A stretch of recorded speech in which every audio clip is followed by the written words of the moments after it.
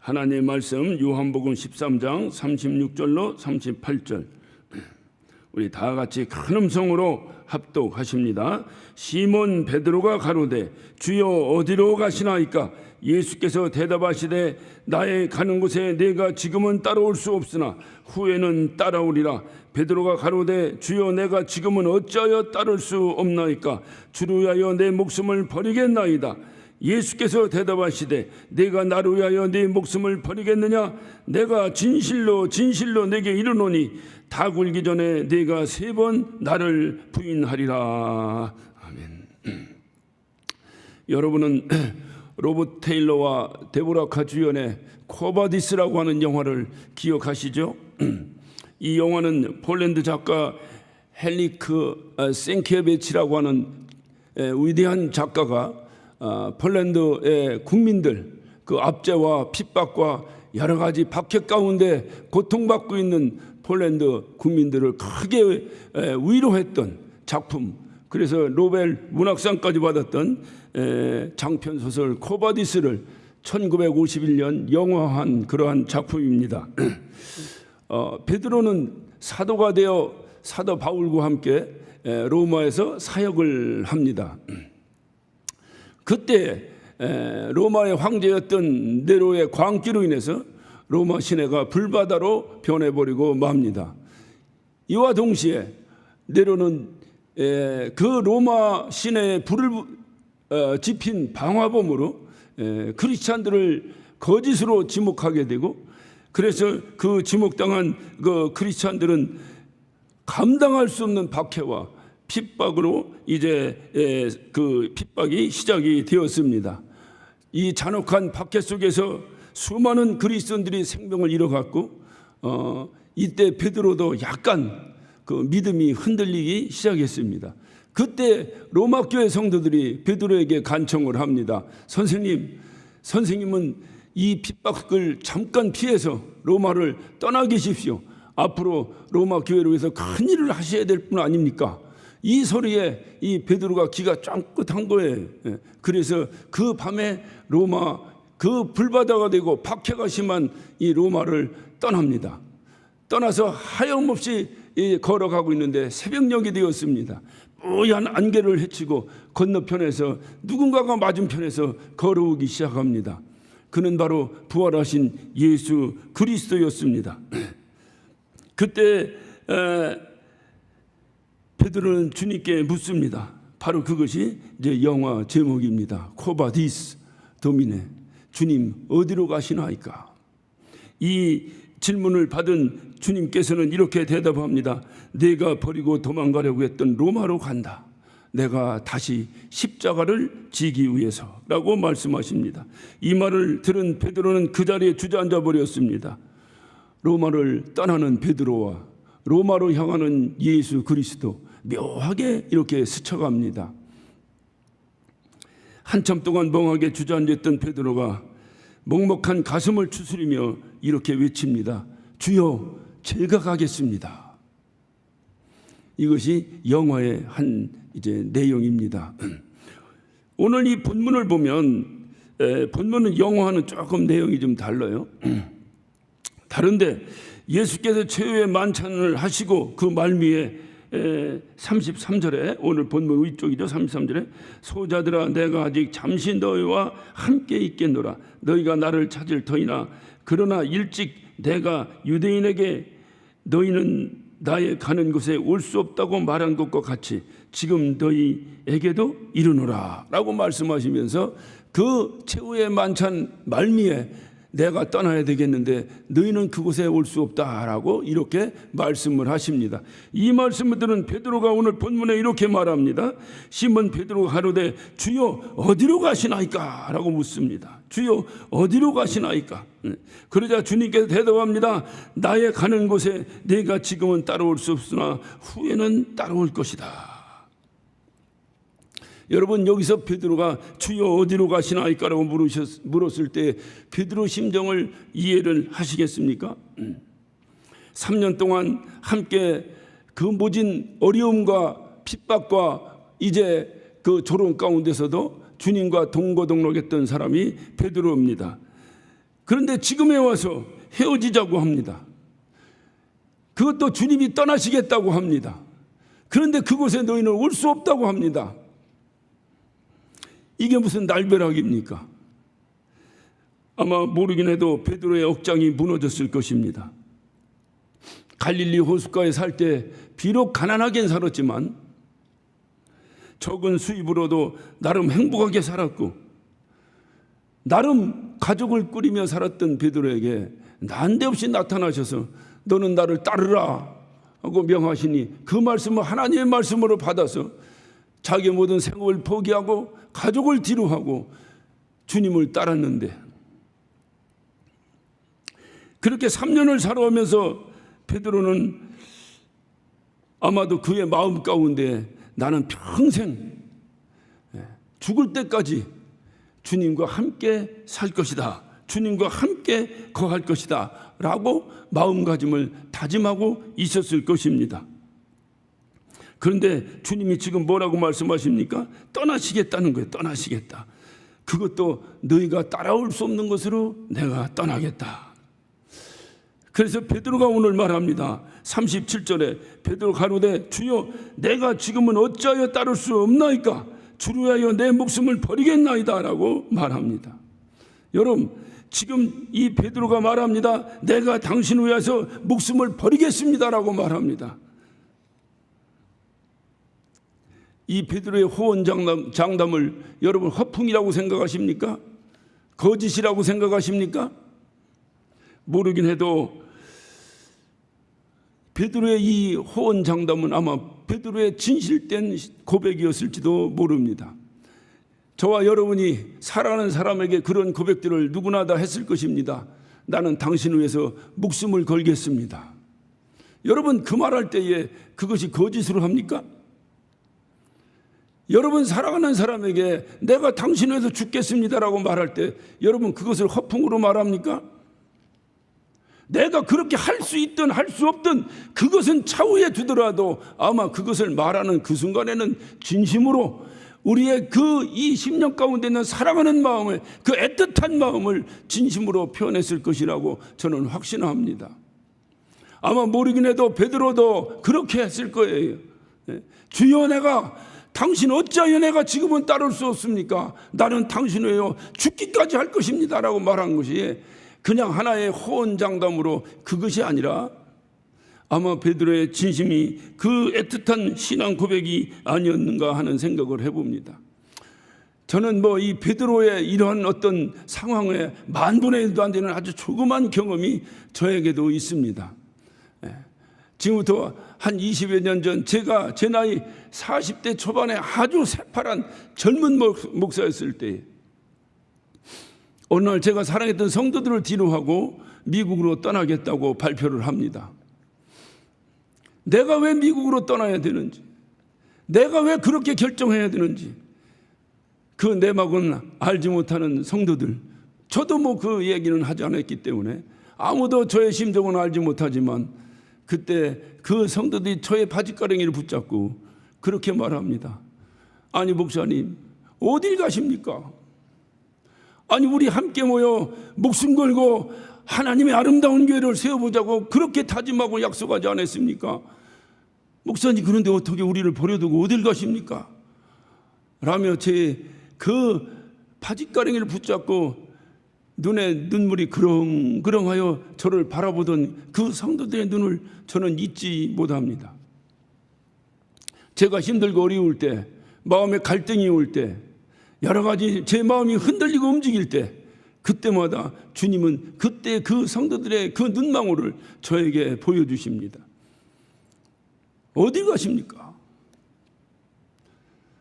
저는 그때 그 심정을 저는 잘 알기 때문에 오늘 이 베드로의 이 마음, 주님 어디 가십니까? 코바디스, 주님 어디로 가십니까? 오늘 이 말이 주님이 어디로 가는지 모르니까 주님 어디 가시는데요? 라고 묻는 것입니까? 아니, 내가 주님을 따르기 위해서 나의 모든 생업을 포기하고 나의 가족까지도 뒤로하고 온갖 핍박과 멸시를 내가 받으면서도 내가 주님을 따랐는데 주님 지금 우리를 버려두고 어디로 가신단 말입니까? 바로 이 고백이 아니겠습니까? 그런데 이러한 베드로의 마음은 몰라주고 주님은 이렇게 말합니다. 네가 나를 위하여 네 목숨을 버리겠느냐? 내가 진실로 진실로 네게 이르노니 닭 울기 전에 네가 3번 나를 부인하리라. 그냥 네가 닭 울기 전에 나를 3번 부인하리라도 아니고, 그냥 진실로 부인한다는 것도 아니고, 진실로 진실로 네가 나를 3번 부인할 것이다.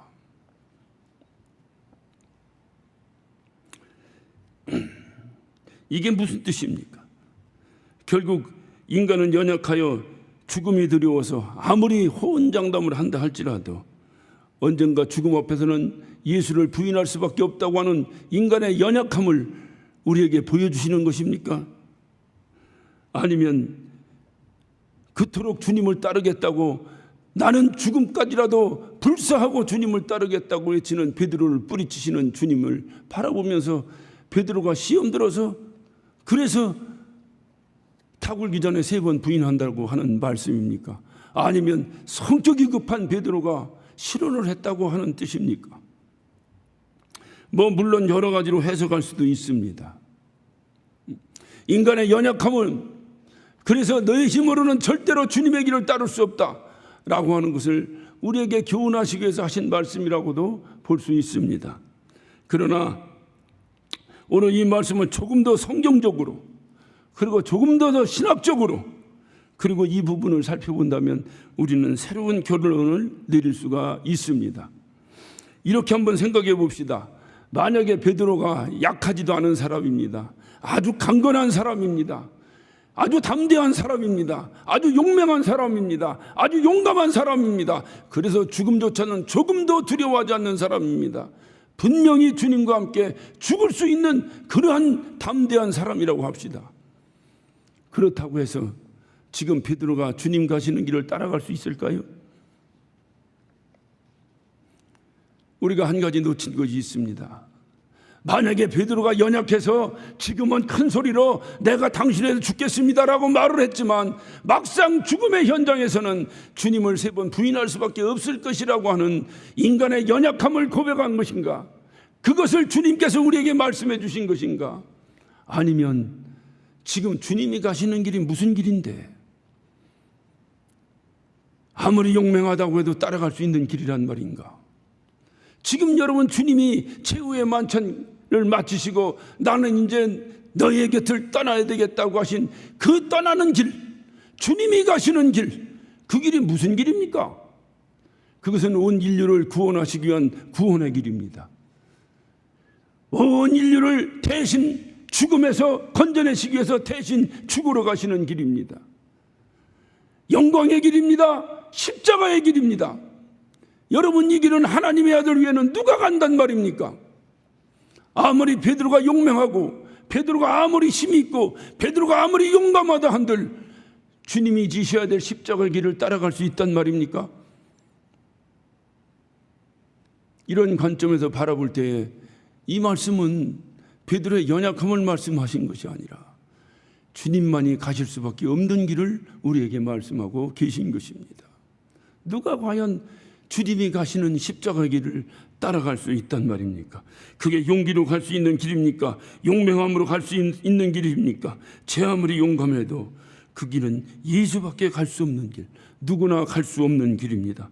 이 길은 예수께서 하나님이심을 드러내 보이시기 위해서 영광 받으시는 길이요, 이 길 끝에는 나는 부활이요 생명이니 나를 믿는 자는 죽어도 살겠고 살아서 믿는 자는 영원히 죽지 아니하리니 이것을 너희가 믿느냐, 이것을 너희가 믿느냐고 선포하셨던 그 주님의 선포와 같이 이 영광의 길 끝에는 부활의 길이 열리는 길입니다. 이 길을 누가 쫓아간단 말입니까? 이 사실을 감정적으로 바라였던 베드로는 나는 쫓아갈 수 있습니다, 나는 목숨을 걸고 나는 당신을 위해 죽을 수 있습니다라고 말했지만 이 길이 글쎄 예수로 해서 죽을 수 있다고 하는 그 용기 가지고 그 믿음 가지고 갈 수 있는 길이냐 그 말입니다. 이 십자가의 길은 오직 하나님의 아들 예수 그리스도에는 아무도 갈 수 없는 길입니다. 그런데 그 길을 베드로가 갈 수 있다고 그렇게 베드로가 주님 나는 따라갈 수 있습니다고 선언하지만 주님은 말씀하시는 거예요. 그래서 진실로 진실로 정말로 정말로 참말로 참말로 내가 너에게 다시 한번 상기시킨다. 너는 결단코 나를 쫓아올 수 없는 길이다. 그 길은 내가 올 수 없는 것, 내가 능력이 부족해서 올 수 없는 것이 아니라 그것은 하나님의 아들 외에는 갈 수 없는 길이기 때문이다. 오직 예수만이 갈 수 있는 길이기 때문이다. 그 말입니다. 누구도 갈 수 없는 길이에요. 우리는 흔히 말해서 주님의 십자가의 길을 쫓아가겠다고 말합니다. 여러분, 그 길이 주님께서 우리를 구원하시기 위해서, 모든 인류를 구원하시기 위해서 그분이 죽을 수밖에 없어 이 땅에 죽으러 오셔서 이제 십자가를 못 박혀 죽는 그 길을 걸어가기 위한 그 골고다 언덕길을, 이 땅에 아무리 믿음이 있다고 해도 피조물의 한계가, 이 땅에 아무리 내가 용감하고 용맹하다 해도, 이 땅에서 내가 아무리 담대한 믿음을 가졌다 해도 그 길을 누가 갈 수 있단 말입니까? 아무도 갈 수 없는 길이에요. 그래 주님이 말씀하시는 거예요. 나는 이제 너를 떠나야 되겠다. 떠나는 길이 뭐냐? 온 인류를 구원하시기 위해서 너희들이 죽어야 될 자리를 내가 대신해서 죽으러 가는 길이다, 이 말이요.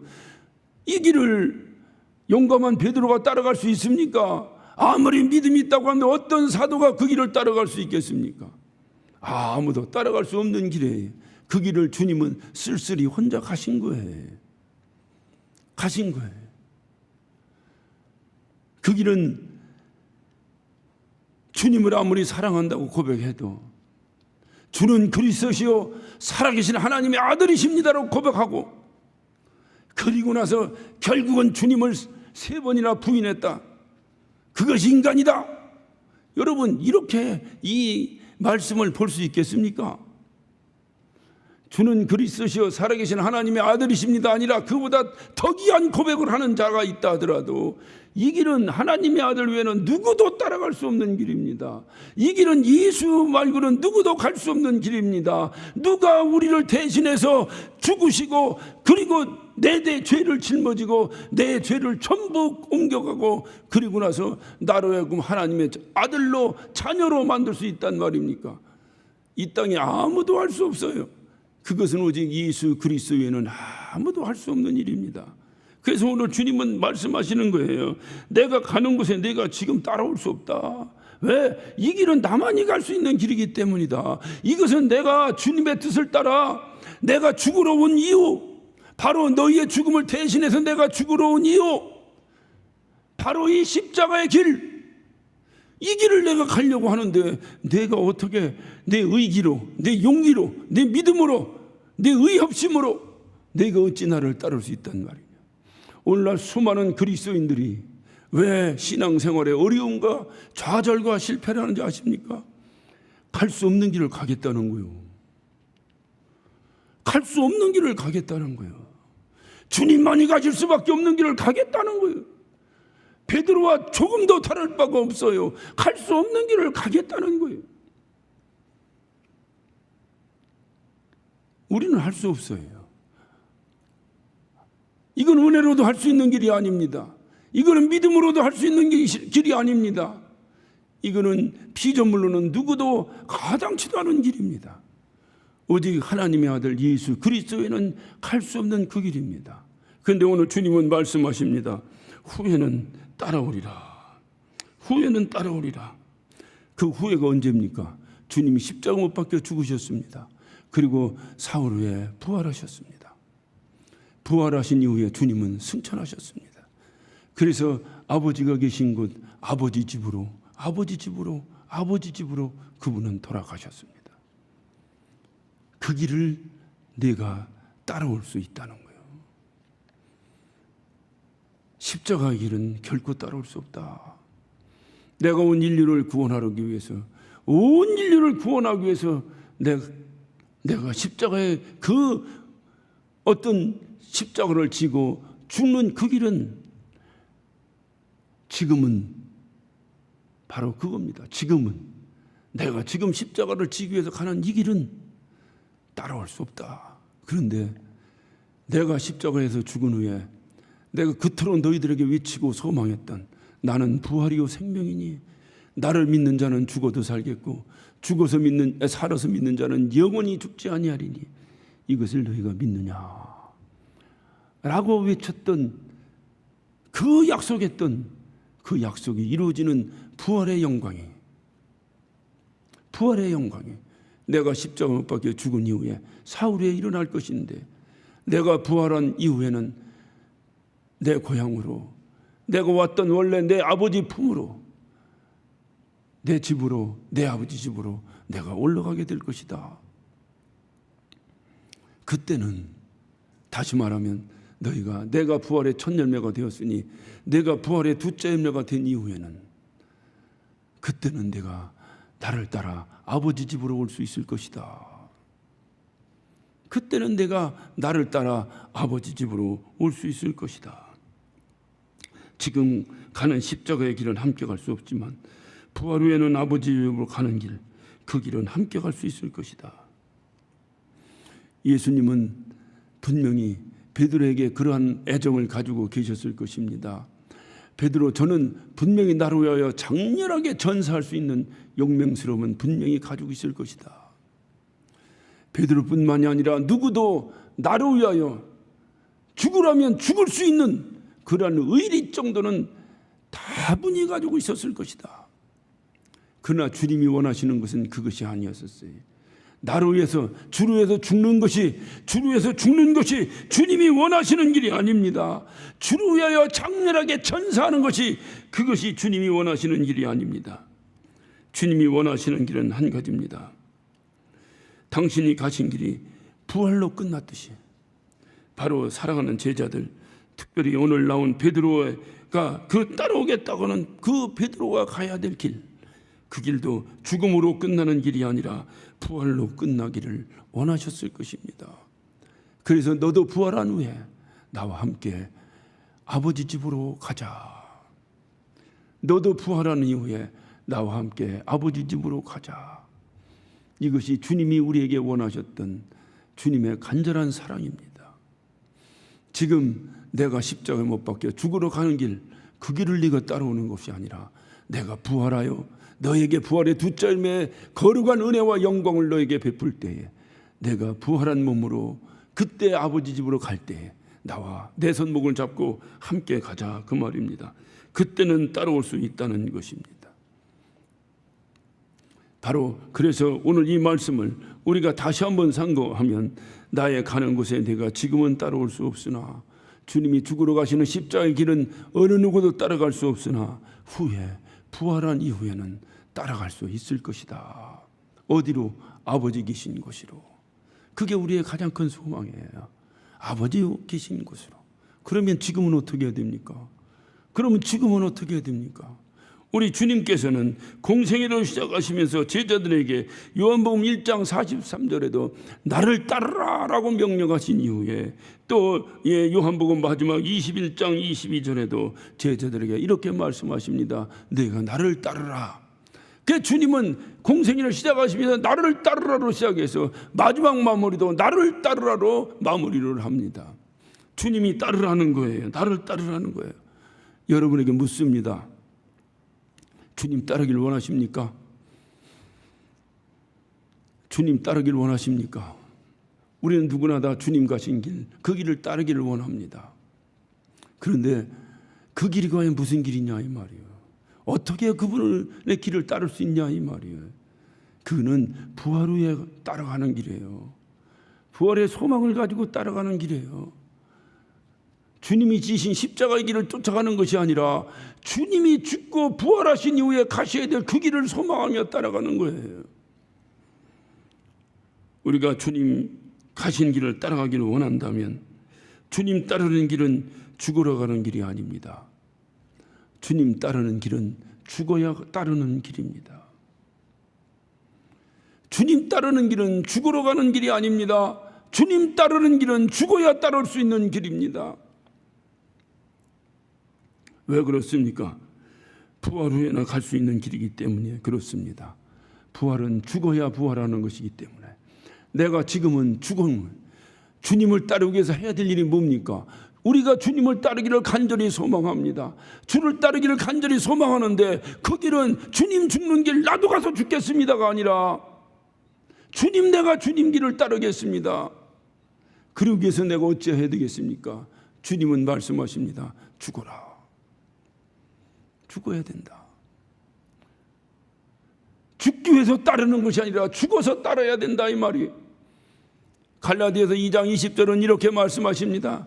내가 그리스도와 함께 십자가에 못 박혔나니 그런즉 이제는 내가 산 것이 아니요 내 안에서 그리스도께서 사신 것이다. 내 안에서 그리스도께서 사신 것이다.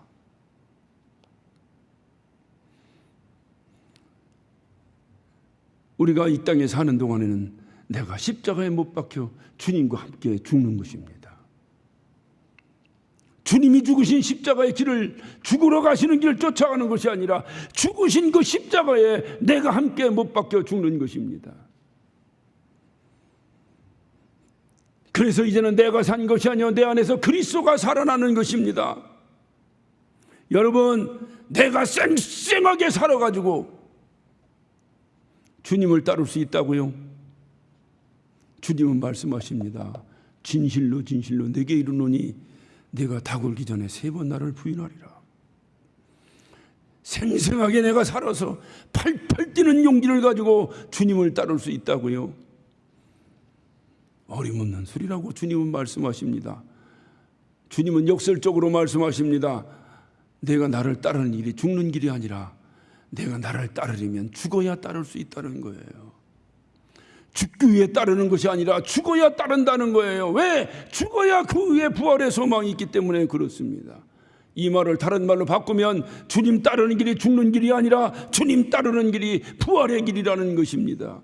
그 부활의 길, 그 부활한 이후에는 내가 내 손목을 잡고 그토록 간구했던, 그토록 고대했던, 그토록 그리워했던 아버지의 집으로 돌아갈 수 있을 것이다. 힘들고 어렵다고 말합니다. 많은 사람들이 너무너무 힘들고 이렇게 살아가는 동안에 이만큼 힘들어 본 적이 없다고들 고백을 합니다. 목사를 붙잡고 하소연을 합니다. 어느 때는 목사가 정말 누구 말대로 자괴감을 느낍니다. 해결해 줄 길이 없어요. 오지 않는 손님을 제가 강제로 코를 깨서 끌고 올 수도 없는 일이고, 코로나가 보여야 때려잡든지 말든지 하지 이걸 어떻게 할 수 있는 것도 아니고, 인간으로서 방법으로 할 수도 없고, 모여서 자꾸 예배하고 예배해서 하나님 나라의 소망 가지고 그 소망, 그 어떤 소망 때문에 아무리 힘들고 어려운 이 삶을 늑이 극복하는 것, 그것이 신앙생활 아닙니까? 주님이 그래서 우리에게 말씀하셨잖아요. 세상에서 너희가 환난을 당하나 담대하라. 내가 세상을 이기었노라 하시니라. 이것이 우리의 신앙 아닙니까? 그런데 모일 수가 있어야죠.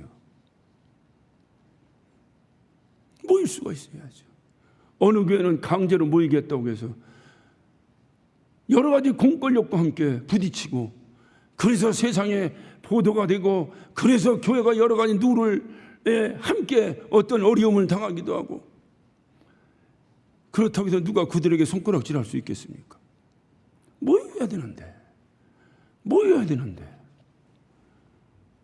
이런 환난이 세상에 어디 있습니까?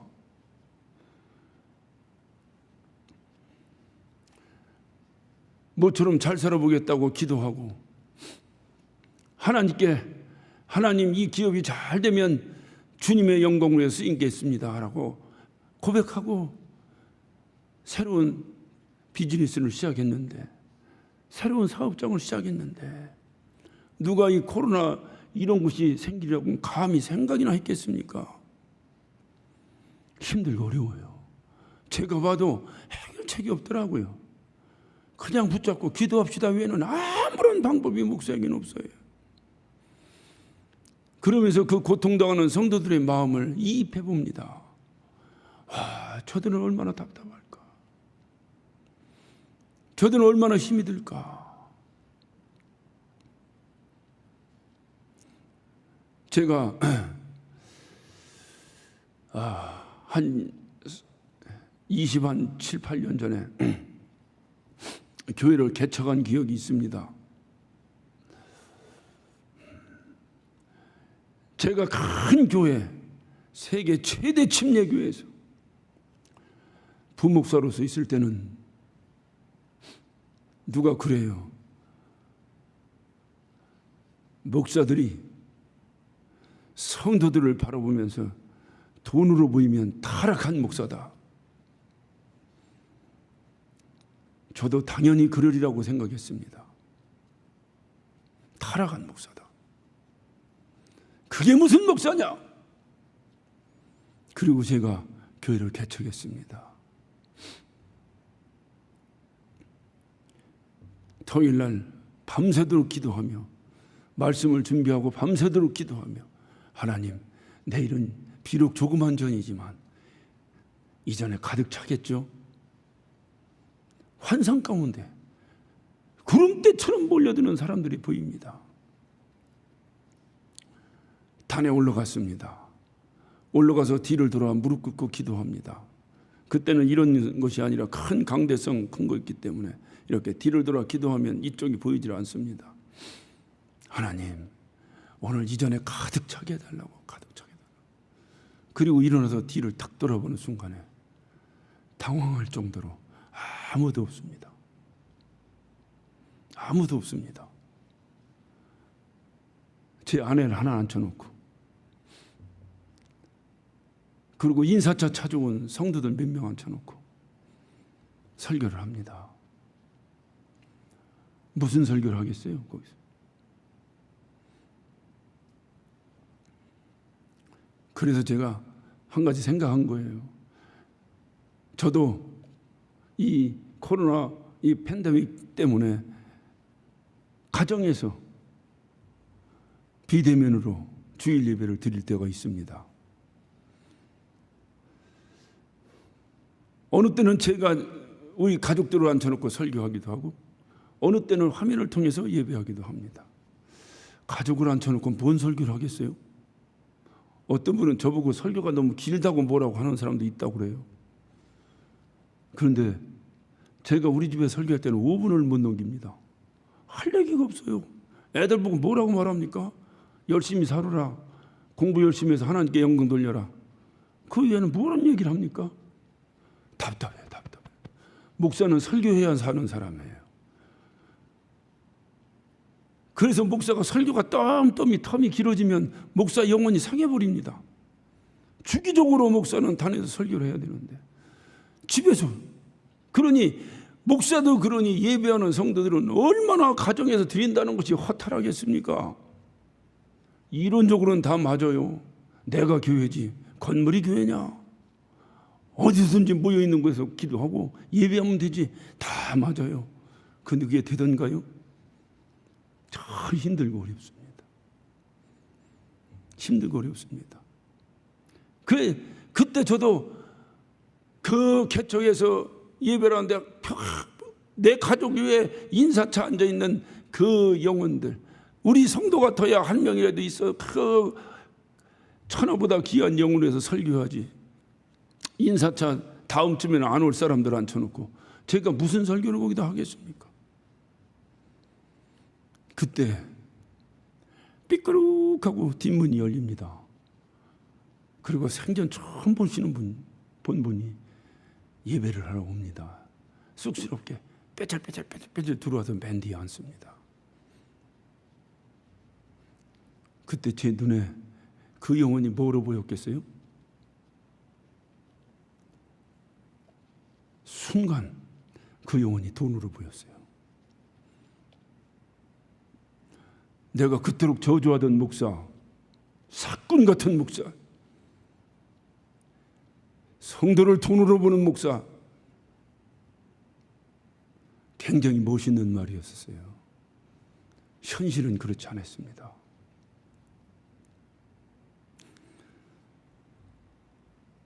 현실은 그렇지 않았습니다.